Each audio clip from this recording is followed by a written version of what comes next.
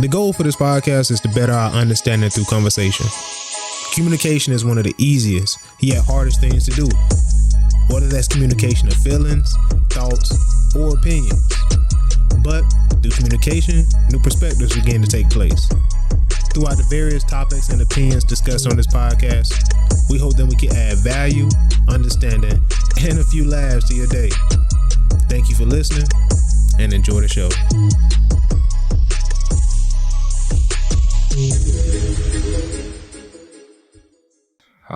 I didn't know it would be to this capacity, but I did think that I had the skills and, the attributes to play professionally, more so in football, because I could play 5 or 6 different positions.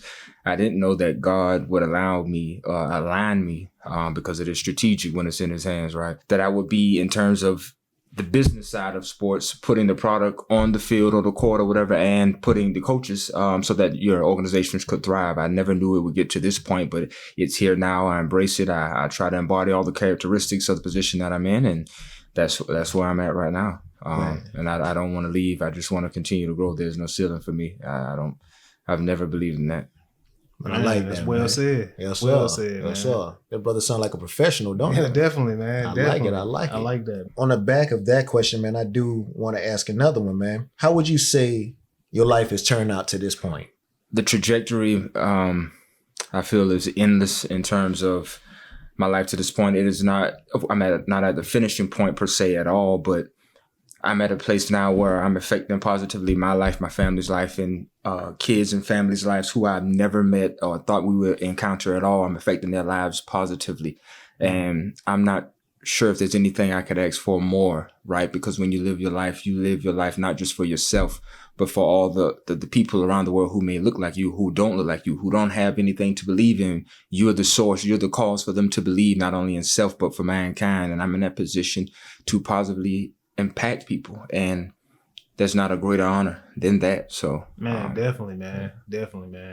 And I can tell that you take pride in that too, man. And I think that's important, because sometimes when you put inside these roles, sometimes you may not see the impact. You know what I mean? And you may not understand it at that time. But I think it's very important for people to hear that, because it's like, whatever position you're in, especially if you have a duty to impact, or if you have the ability to impact, you should definitely take that serious, man. So I think that's amazing, man. Thank you. And I not to go forward, just think about all the leaders that we've looked up to, that we've seen, who've failed for various reasons, right? Whether it be infidelity, whether it be a Ponzi scheme, finances, whatever the case is. And I just never wanted to be that person, right? And nobody can really prepare you for leadership. It's either in you or it's not. It's that innate responsibility that you must carry this out. Nah, that's very true, man. That's very true. Well, I get hit a pile coming from this brother words, man. Definitely, man. Definitely, man. Boy, Purposeful. Yes, sir. Yes, sir. Very purposeful, man. Yeah. Intentional too. I like that, man. I like that. After those 2 questions, man, I guess I'm sitting up here, man. I'm at a pause moment right now, man. I'm just like, my mind's still turning off of what he just said just now, man. That's solid, man. That's solid. I wanna ask you a question real quick. Like, you spoke on leadership. So like, growing up, did you ever see those characteristics come out? Or was there a pivotal point where you realized like, yo, like, I do have these abilities to lead, or like something that stood out from maybe when you was an adolescent or while you was in this position that kind of like spoke to you about that? Great question. So the answer to that is emphatic yes. There was an incident where I was playing in adult league basketball, and I was 25, 26, right out of undergrad. And I was playing on not per se a bad news Bears team, but it was an underwhelming team from what I'm used to playing with, right? And I found myself coaching people who are older than me to get into proper positions, to swing the ball, to do what it takes to win a basketball game. And a referee named Earl Mason, who actually coached me coming up, he pulled me to the side and he said, you should get into coaching. And that to me speared into leadership, right? It was just something that started unraveling. And I was just put in positions to whether it would be in the service industry where I was bartending or busting tables at a young age, where I was forced to lead or to get swallowed up in everything that will consume you in the business. And it was molding me to become a leader to this day. And I had no prior knowledge that that's what was happening. And that was what was happening to me. So, man, that's amazing, man. Like, I think sometimes the order of our steps, sometimes we don't understand it in the process. But like as we look back on it, 2020 hindsight, it's kind of like it all makes sense. It all meshes together. And I think that too, you notice that, you know what I'm saying? Like you was able to take that in, especially mentorship. Maybe you didn't call it that at that time, but you was able to receive it when it was said to you.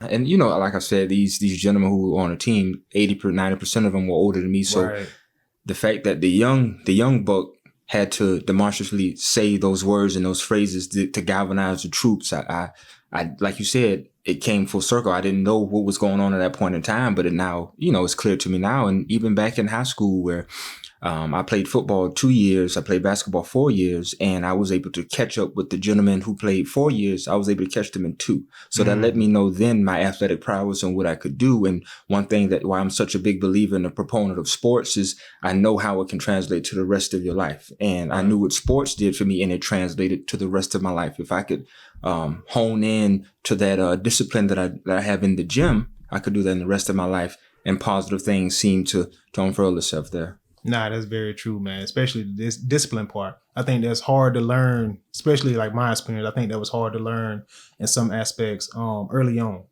because some things you don't take serious, some things you don't see the impact of. But I think sports really teaches you that. Sports, working out, things like that, where you train your body. I think it teaches you a lot about yourself. And like you said, it translates into other areas of your life. So man, after listening, I got a question for you. All right, take you back to the childhood again for a moment and bring you forward. All right. So the version of yourself now, right? Right. I often think about stuff like this. Right now, where you're at presently in your life, if you had to go back and you were speaking to Lil DJ, what would you tell Lil DJ? What would be the message that you would give young DJ that would make him, understand what was ahead of him, what was coming in his life, but also understanding that Lil DJ is really you, and understanding the moments in your life in which you needed to be pushed, understanding that although you may have been young back then and you may not have wanted to be pushed, what would you like? How would that sound talking to young you? That's loaded. Yeah, it is, man. That's loaded. So I'm going to say exactly what's on my mind now. And if you feel like I did not answer that dual layered question you just asked me, please reiterate it and ask me again. So how I would answer that is, I would tell a young David, you are exactly who you think you are. But on this journey that you must go through, which there will be obstacles, right? Whenever you get off track, go back to your roots. What did your mother teach you? What did your father teach you? What did your family teach you? Inevitably, that is God. That is the word. That is treat others the way you want to be treated. Or the platinum rule, treat others the way they want to be treated, because it is not about you and it never was about you, right? So take self out of it and let that propel you, right? And along the journey, I would tell that young DJ, master you. And when you go throughout your day-to-day, ask God to allow you to bring enough for the journey. Don't ask the destination. The destination is a mere factor, thinking about all the things and how you impact others. Just bring enough for the journey, because you're equipped with all the skills. That's exactly in a nutshell what I would tell young DJ. Man, that's crazy that you said that, man. Like you said, you spoke to get back to your roots. And I think that's very important a lot of times, especially when you reach a level of success. Like it could be no matter the scale, man. Like when you reach a level of success, sometimes you get lost. So many distractions come at you, so many different experiences and things like that. And you have to tap back in, like you said, to your roots to be able to find yourself, because you get lost. You know what I'm saying? That's a whole nother conversation. But that statement, man, is important. I say it's important because a lot of times, like you said, what your mother taught you or what your parents or whoever taught you, a lot of times some people don't have those same insights. You know what I mean? And that's what contributes to a lot of the downfalls that we see. I'm gonna say during those times that maybe been hard or may have been challenging, how did you get back to your roots? What was the conversations that you had with yourself to help you realign with that? I alluded to it in the last answer. Was in most times when we go away from God or we go away from the calling of our life, we think that God is absent of our life, and it's actually the opposite. We are absent from God. So it takes a little bit more, that discipline to get back to him, to hone into what it means to live that Christian life. And like I said, I just understood that my life was about breaking the generational curses, right? Putting my family back together. Those are things I just knew were incumbent upon me. And I just honed in on that. I never ran from it. And at my darkest points, I've always knew that this is not what God created me for. So just to give you just a background story, you asked my mantra, and we've all seen a plethora of movies, right? Right. This is just on my mind, so I'm going here. The Dark Knight Rises, right? Man. One of my favorite movies of all time. This is what I categorize some of my life up to, right?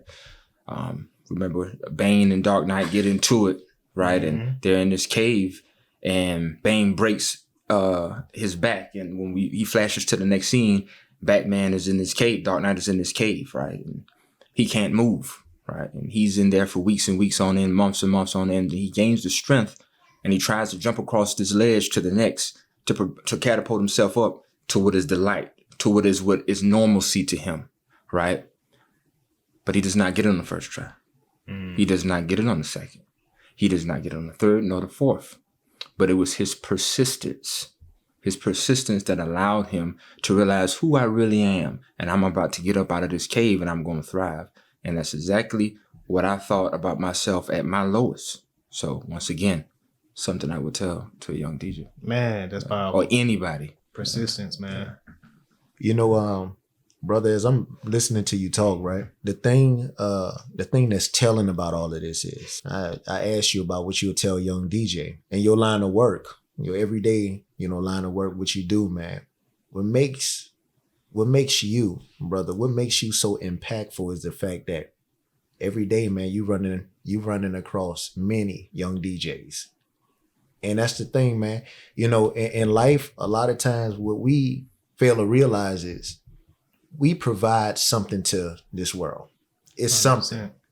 Whether it's good or bad, we are providing something. And the thing about it, at the end of the day, we should know what it is that we bring. If this whole table was set up and it was a potluck and everybody had to bring something, I can't diminish what it is that you bring. Right. If we bring in something, guess what? We gonna feast together. If we all bringing something, and no one thing is bigger than the next, and that's the thing, bro. What I really appreciate about you, man, and the respect that I have for you and what you do is the fact watching you work, man. You do it. First of all, you do it with dignity. You do it with honor. You do it with class, and that says a lot.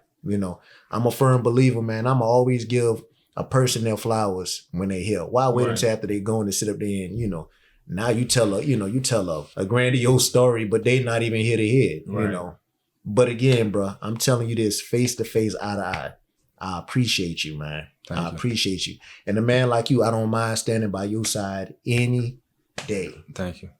You got another question, man? I was gonna say like selfless. You know what I'm saying? Like I feel like that's a lesson that maybe was taught to you, the way you just speak with the charisma that you speak with, man. I think that especially with the role that you're in, it's a very selfless role. And you really have to take that into mind when you go in these types of roles. How does that come into play? Like, what do you keep to keep you reminded? Is it faith? Does you keep going back to your mantra? Is it just seeing the impact that you have? Like, what helps you to keep reminded of the selflessness that you need to bring to that role? You picking my brain, brother. Yes, that the impact that of the lives that I can impact. Yes, that's number one. I remember being a child and not feeling wanted from coaches, middle school, high school, especially if you didn't play for them X amount of years. They put you pretty much on the back burner. And I never wanted a child under my leadership and under my programs to feel that way. I wanted them to always know that they have a spot here. You have a home, you have shelter right here with us, whether I'm at Habersham or whether I'm in the big leagues, whether it's my own gym. If you're a part of my team, I will take care of you like you're my own. And so that's just where that comes from. And of course, when we're whatever our professions are, we're inspired by something, right? Or someone, right? And if you're a basketball player, you're probably inspired by LeBron, or before then, Michael Jordan, Larry Bird, Magic Johnson, whoever the case is. If you're a center, Shaquille O'Neal, Tim Duncan, David Robinson. For me, it's the people who can bridge sport and entertainment together, the multimedia facets of the world, if you will. So I think about the Rich Kleinmans of the boardrooms with a great partner with Kevin Durant. I look at Rich Paul, right, and the empire that he's built. Shatila Riley-Irving, the first woman to close on a huge contract with Kyrie Irving in the NBA. Right. She's one of one in her kind. Right. And these are people who come from very small beginnings. Right. So in order to get that mansion, sometimes we got to feel what it means to have that shack. And I just want, I think it's in our human nature, right, to try to rush the process. Right. Right. And sometimes, a lot of times I get caught up on that because I know what I possess. I know what I see. But it's the baby steps sometimes that continue to keep me humble. Like, yes, it's coming. But you must stay here and do what it is that you're meant to do, what you have to do. So that's amazing, man. That's well said. That's well said. And me and E talk about this on a lot of podcasts, like working out, the process and the length it takes to get the body that you want. Right. It's a lot of sweat. It's a lot of, like you said, baby steps every day, same thing, sticking to it. It's not going to change. It's not maybe pretty, but it's better to do it the right way, the correct way up front, so that you can enjoy it on the back end than doing it the easy, quick way up front and then having to redo it or spend more time to refine it on the back end. And I think that's very important that you said that, man. I think that's very true. I'm gonna ask you this, and as you know, this is my blood cousin. Like this is when people say all the time, like day ones, this is my day one. I can count on this brother, like really and truly I say this brother, but like to me, we were raised like brothers. Like that's what it is, If he's without, I have it, he good. He's straight. You know what I'm saying? That's just what it is. We together, like we went through a situation, man, in the year 2017. My father, he was in a bad accident or whatever. And with all of that, it changed a lot. God used different situations though to sometimes, and even in horrific situations, he can use a situation that's horrific to bring people together closer. And in that situation, I noticed that like my family became closer. We had people that was in our family that may not have agreed with one another or may not have seen eye to eye or even wanted to be in the same room with one another. I saw God use that situation to bring people together on a talking level in which you never would have saw that prior. One thing that it did for me was it allowed me to be able to come into terms with the hard things, the hard decisions in life, really stop and ask hard questions that otherwise you'll sit there. I don't need to talk about that. I got time. I can't. I don't want to. I'm not worried about. I'm not worried about death. I don't want to. But I want to ask you a question. A question that I've asked myself, and even with this, it's a question for you to think about. At the end, you can put the blank in whatever you see the end being. You can put it right there, but at the end of your story, how do you want your story to be told? So I'm going to use the political way that I would say this, and I'm going to use how we relate as African American men, most times through music and African American vernacular. Right. So at the end of the day, I want to be able to say, well, my days are up. I want to be able to say that I maximized my talent and my time on this earth, and I allow God to use me in the way that he birthed me to do, right? Since my inception, I lived all that out, right? All right. African American, in the hood terms. Right. I'm good on any MLK Boulevard, on anyone, which means I've done the work, right? I've given to families who I've never met, or we don't have to exchange hands with anything. I did that out of the goodness of my heart, right? I got this kid here into a school who's come from a inner city background or a less affluent background, right? I've got him now. Look at him. He's on Wall Street, right? I've taken just so many different people and put them into rooms and parts that they never would have been in if it wasn't for the influence, if it wasn't for partnerships and relationships that we garnered along the way. That's why I love my job and my career with bridging business and entertainment together. Because sometimes you can have all the tools to dunk a basketball. You can jump 15 feet in the air. You can shoot from 40 feet out like Steph Curry, but you don't have the literacy component, right? You lack the business side of bringing it and making it all make sense. So I know a person who can help, right? Let me show you how we can tie these things together. What do I owe you, coach? Nothing. That's what I do, right? On any MLK Boulevard, I'm good. Well said, man. You all right with me? You all right with me? And that's real. That's like just, you don't know how hard it is for me right now. We often taught, when you in the workplace, you got to conduct yourself a certain way. Right. You got to always be about your business. We always learning to to hold ourselves back at times. Right now, you don't know how hard it is for me to hold myself back. I'm so proud of this yoga, man. Like I'm legit proud of this yoga. Everybody that that watches our podcast, they know by now they know I'm a parent. Mm-hmm. But again, it's like, man, to watch another brother grow, from a child to adult, and man, that brother saying, man, I'm good on any what? MLK Boulevard. I just wanted to hear you say it again. Yeah. Shout out to Jay-Z. That's his line, Nah, that's real though, man. But nah, like I on on the heels of that, I don't know if you see what I'm doing here, man. We talked about this during the season, Okay. We just matching wits right now. Okay. You know how we do. I'm gonna just simply ask you this here, man. In a position that you in right now, right. When you gain this position, I'm not even gonna ask you what you were walking into. I don't need to know all that. Honestly, that's none of my business. That's nobody's business. But I do want to ask you, what you walked into when you got it. But now I want to ask you this here. What's your goal of how you want to build this thing? You being able to do what you can do, because ain't nobody can do it how Dave do it. Ideally, and it's not ideally, it's what's going to happen is just to leave the sporting department in a better place in which I found it. Number one, and I keep going back to this, bringing people from all walks of life together, right? If you look at just basketball is the biggest entity right now at the gym. If you look at what the NBA Care does with the initiative with the Frank Allen Boys and Girls Club, we have another one here in Savannah, right? I'm sure those people know nothing about that initiative that the NBA, has, but Dick's Sporting Goods is willing to give us grants. Why can't the YMCAs who have, we started hundreds of years ago, why can't we have the same initiative, right? And I want to bring a more modern approach so that when kids go to school and parents, sign their children up, say, look what we have at Habersham, right? Nobody else has this, right? And I want to be one of the pioneers to bring that on so that people could come and really see what the world of sports can do for a family, for a child. It can keep that child from robbing, stealing, killing, right? It can keep that child who has no interest in learning pre-calculus, algebra, trigonometry, right?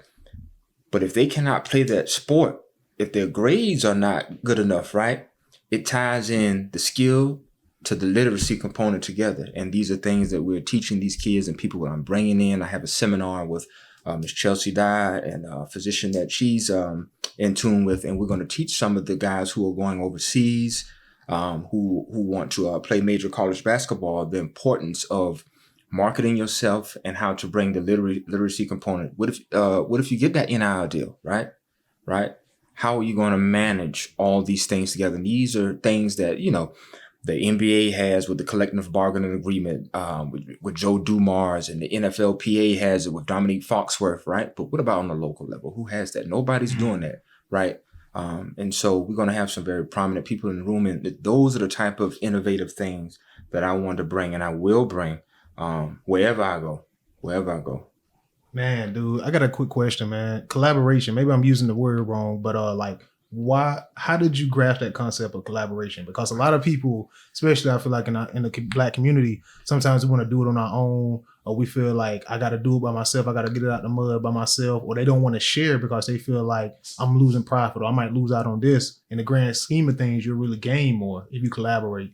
But why is that so big to you? And then how did you grasp that concept of inviting collaboration and inviting other people into the room so that it can be what it needs to be? I used to be a person who thought that I could do it all.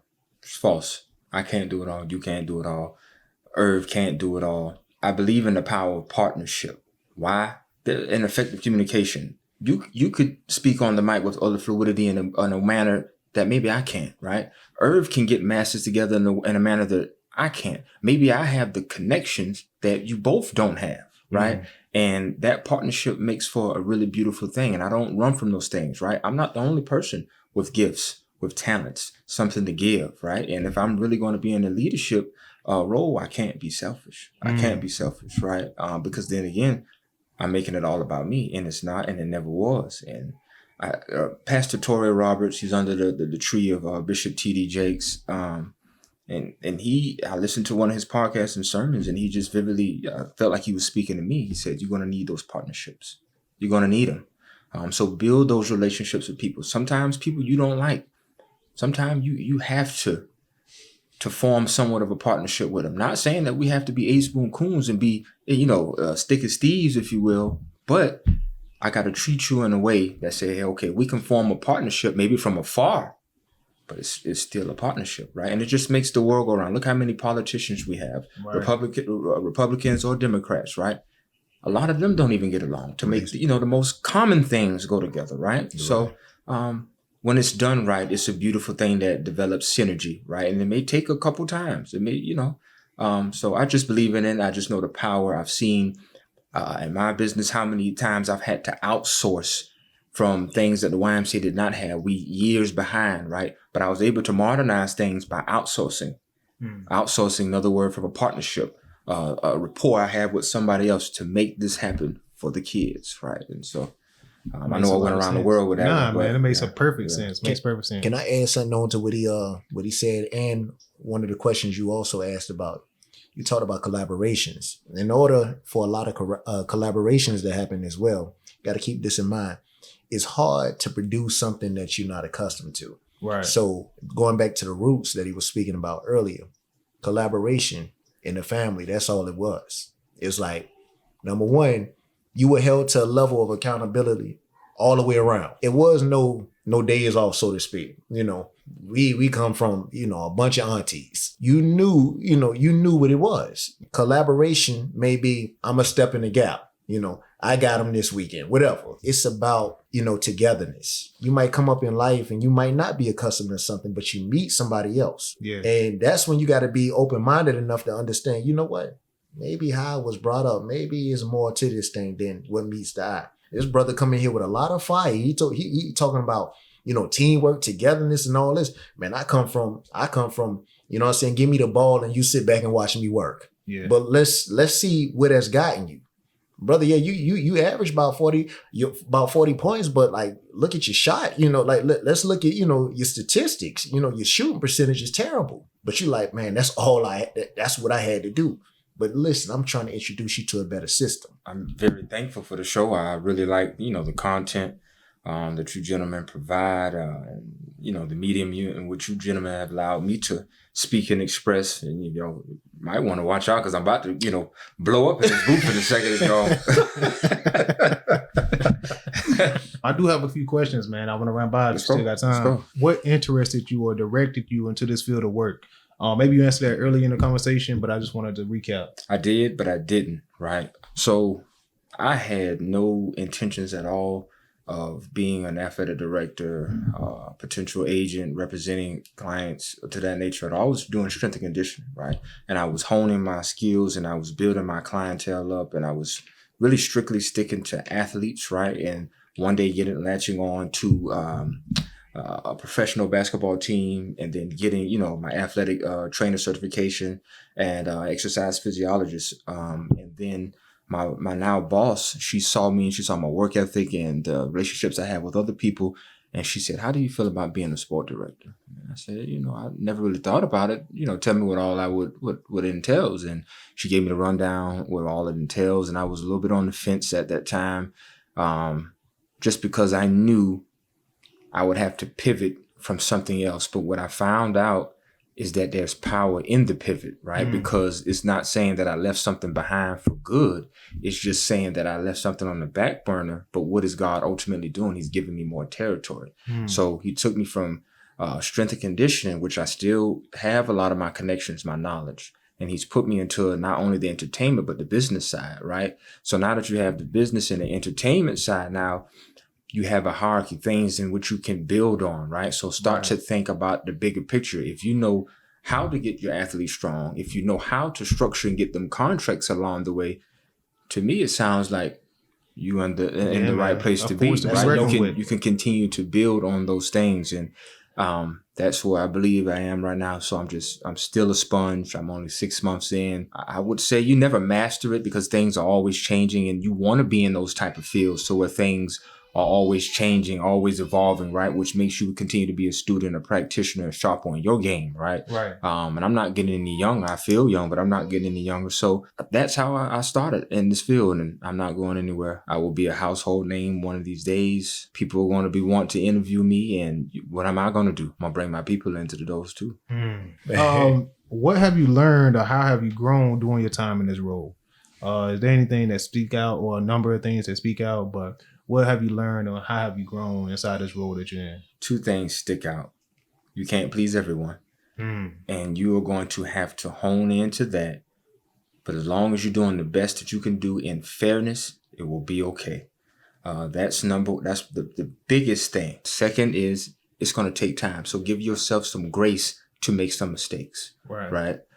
Especially when you're taking something from ground zero and building it up, or quote unquote, there's a new sheriff in town and you want to do things to put your imprint on it, to show that your heart is into it, that you're doing it for a bigger cause, right? Give yourself some grace because there are going to be some feathers that you want to ruffle. Yeah. People are not going to understand why you did things a certain way, or maybe why you look a certain way, or why you have a relationship with a certain person a certain way, right? And those are things you don't have to apologize about because, again, you're doing it in fairness, right? And if you're staying true to you, right, if you're not losing your dignity at all, continue to go. But you must give yourself some grace to go and to grow. Those are the biggest tips I've seen in this big 6 months that I have for myself. Yeah. Nah, that's great points, man. Great points. What is the impact of your job, or that you've seen it on others? What is the impact that it may have had on you in the time that you've been in it, or the impact that you see that it has on others that you work with? For me, because it's just as quick, I'll go first with me on this one. Seeing how I impact people and the things in which I can do and turn around, I say, okay, I got it. This is it. This is me. This is for me, and I'm going to elevate it from here. From others, to know that whether I'm playing a coach, whether I'm the coach in basketball, those kids look forward to seeing me, whether in school, they're talking about me. Hey, coach, can you come to my bar mitzvah? Can you come to a field day? Hey, coach, my mom likes you. Different things like that. Now that's neither here nor there, but just to have that impact, right, that children have. If they see a safe haven in you, right? They see a role model. They see and mentorship. That was something else that was thrown on my plate into this role. And just being a place where these kids can thrive. Man. Let them thrive. Let them be who they're meant to be, right? They see these things on TV. Those things that they see on TV are not too far removed from exactly where you are. And we can do that. And it keeps me going. Definitely, man. Definitely. I love that answer, man, because it's like you said, a role model is very, very big, man. I think that's important.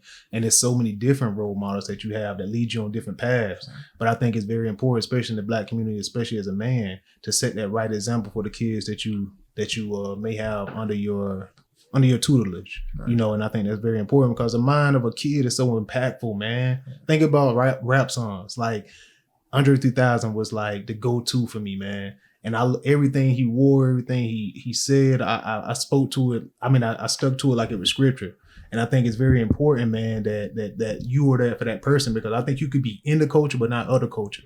You know what I mean? And I think that's very important because you can have such a great impact on an individual, especially like kids, that lets them know like, yo, you can still do this, the things that you like, but you don't have to be engulfed by it. You know what I mean? Does that make sense? That's right. You know what I'm saying? Like the dress, the fashion, the way you play, the style you play doesn't mean that you're a bad person. Or it doesn't mean that you have to also take on this or that or let that get to you. But I think it's just very important that you have a positive role model in your life. That's basically what I'm saying. To have a positive role model in your life that can set you up for the growth that you and the potential of the growth that you have. You're talking about the impact. Right. It touched me. Because like this past season, I had been running from coaching for a long time because I see how people in the community, how they call themselves a coach but how they act. Yeah, man. I cringe at it now because, a lot of people are in that position and they're leading our children astray, like seriously, because they hide under, this title of a coach, but they're everything but that. So, in essence, what I tell everybody, I try not to even classify myself as a coach, but I rather go back to the principles in which I was taught. I find it more impactful to be a teacher. If you're teaching, you're doing something sustainable. It's going to be here for a while. But ultimately, a true coach is a teacher. Man, a coach goes through it. It's easy to be that individual on the sideline. Man, why did he make that call? Or this, that, and that. People don't understand, though. When you up under that spotlight, it get hot. Yeah, it get hot. To be honest with you, when you're doing what you would call it do, it doesn't matter how big the spotlight is, how hot the spotlight is. You say, instead of questioning, why me, why not me? I love and I passion for the same things, like this candle. That's what reignited both of us, And to find that common source within, within blood, within family, man, it don't get no better than that. Man. The impact of him, helping push me to get into my right calling is when I had to see this brother. We actually had to coach against each other. The same team I had to coach against was the same team. He came to me, and he was like, fam, like, man, yeah, I gotta, I'm gonna step in and I'm gonna coach for this team. But I would like your assistance if you don't have nothing going on, man. If you could just kind of stay behind and just like help me coach this team. 0-2, they started out 0-2. Started out 0-2. And so it's tough because in order to have a winning mentality, these children would have had to have been introduced to winning. Their mentality was different now. It was expecting the worst. For me, the team that I was coaching, they got a winning mindset. It's just like they expected to win. Mm-hmm. And for them, we were struggling with the exact opposite things because humility is only a day away. It could be a play away. And then with your group, it was pick yourself back up. This game is far from over. Watching the reward that came from that first win, the picture after that first game, and where you had that doubt, they had belief. It's hard to beat the same team twice, especially when that team is coached like how they were coached. Like I've heard stories about your speeches, man, before games. I heard stories about them, man. You just got to give them your heart, man. That's just, Sometimes I might go off coach. We really about to go to war? Yeah, we about to. We about to go right on over there where you don't want to go, but we're going. Facts, man. Nah, man. What you spoke to, you said that y'all played against each other at one point, and then I was trying to find it. It was Serena was training Coco. I think that was one of her opponents. They was training together. And I think that's important because it's like it ain't no animosity or hatred. It may be friendly competition, but it's important that y'all can still bounce off each other even after y'all was opponents. Yeah. And I think that speaks to like you said earlier, the partnership and things like that helps you grow and branch out and expand whatever it is you're trying to do. I think that's super important, man. I want to be cognizant of your time, man. I got 2 more questions. Okay. What is your greatest strength as an athletic director? If you could point one out or point, a couple out, what is your greatest strength? One of them definitely would be my belief system or my practices in diversity, inclusion, making everybody from all walks of life feel a part of it. How many times have we heard, the mantra, if he or she's black, they must be fast, or if they're white and they're playing basketball, don't let them set their feet, things like that. And I kind of want to eradicate those mantras because we're not worrying about white or black. We're worrying about all the people, all the races. How can we get them in here and let them have a good time? And when you're in my program and everybody, you spending your hard-earned money correct. So I want you and your child or children to be able to take something from it, right? What did we learn? We have fun, but what did you learn, right? I also believe in effective communication, right? And a progressive learning experience, right? So you can't give a novice an advanced equation, expect them to figure it out, right? But progressively, you can do that, right? And that's one really big thing I believe in is progressive education, progressive learning, right? And tying literacy into sport because they're one and the same. They're one and the same, right? Especially if you want to go to another level, right? If you can understand how to put that ball in the basket or understand the triangle offense or whatever the case is, you can go in the classroom and understand what you need to understand and learn at the same time, right? Amen. Applying different muscles, yes, right? But that's that discipline, right? What's the discipline that you have, right? If you're dribbling that ball outside 5 days a week, or you playing Fortnite till 3 in the morning, right? You can learn a little bit of this literacy, right? And so that's my biggest thing, and just being a part of different initiatives that put onus and put a spotlight on how positive sports can affect the youth, right? I'm really big on those, because one, it wasn't around to the degree that it is now. We have so many different avenues and media outlets that we can get this out to the masses, and that's another reason why I'm so big on investing into multimedia, right? Not just podcasting, not just doing it through shorts and cinematography and film, but in every single way that we can do it. Marketing, right? Digitally, whatever the case is. Those are my biggest points right there. That's a great answer, man. Great answer. To segue off of that, speaking to the audience, if they have a child or they know somebody that wants to get involved in sports, or have facilities close by, what is the best way to get a child involved? Or what avenues maybe or advice that you could give to get a child involved? And then if you could also give advice to any athletic directors that's out there that's listening.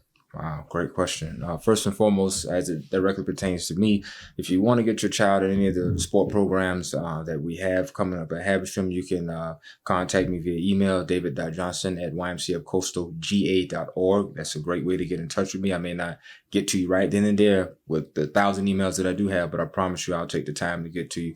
Secondly, the YMCA, for the most part, does not have sports year-round. We have eradicated that mantra once again. We are now on course to have sports year-round. Soccer twice, basketball, volleyball, t-ball, flag football for ladies, semi-annual adult league basketball, and possibly one other big thing coming up as well that I cannot mention at the moment until the proposal gets done. And lastly, to answer your last question, if you're a person who is looking to your child to get active in whatever sports and they're novice or they're advanced, just look at your what surroundings are by where you stay, and see what gyms, what schools are there. I would encourage you to come to the Haberstrom YMCA, but that is for selfish reasons. But the other YMCA's, Islands, West Chatham, Tybee, Golden Isles, and Brunswick, wherever you may be located, all have avenues for you to get your child active. And just look at the different initiatives that are out there, whether it's the NBA Cares, whatever it may be, to see what sport actually does for the child or your children, right? And one of those things, of course, is curbing childhood obesity. We can, that's another 60-minute episode we can create, or we can talk about, but I won't delve into that. But childhood obesity is real. We see it all the time, right? And why is that? Because children sit in sedentary positions and they just play video games all day, or they sit on the couch, or they do what's comfortable. Sometimes to extract your best self, you got to do what's not the most comfortable, right? Man, you gotta be uncomfortable. Right. So that's what I would say to answer your question. Man, that's great, man. I wanted to open the floor up to you, man. Like, if there's anything you want to get off your chest, anything that you want to share with the audience, now's the time to do it. Social medias or contact information, whatever it is, man. This is the floor is open to you, man, to get it off your chest. Well, I would be remiss if I didn't thank you both for having me on once again. I'm having had a great time just through this medium and just expressing myself and what I'm all about. At this moment, my social media is being revamped, so I won't give you that tagline just now, but hopefully this is not the last time I'll be on the show, and then I could definitely go ahead and get that name out there to the masses, and you can see all the things that we're working with. But I can assure you that I am working through several different channels: multimedia and art, sport marketing, health and wellness, strength and conditioning. I have a lot on my plate, a lot I've invested in, and you're going to hear from Coach. You're going to hear from me. I promise you that. I'm excited. This is the most focused I've been in a very, very long time, and I'm thankful. It's not by mistake. And I'm just thankful to be impactful to families and people who don't directly fit in my household, right? Right. That's what I'm most thankful about once again. Nah, man, I think that's amazing. I like to leave with a word of thought. And I think that it's important. I said this before, man. I say it again. You may not be able to change the world, but you could change your world, and that changes the world. And I think, man, you're a great example of that, man. Super great example of that. And I appreciate you, man. I got to shake your hand, man. Thank you for coming on, man. It was amazing that it was almost like a battery in my back, man, because it's like very polished young man, very outspoken, and no word is wasted when you speak. And I think that's very important when you're given a platform to not waste your words. So I thank you for sharing your experiences, man, sharing your knowledge. And we look forward to have you back on, man. You know what I'm saying? I appreciate that.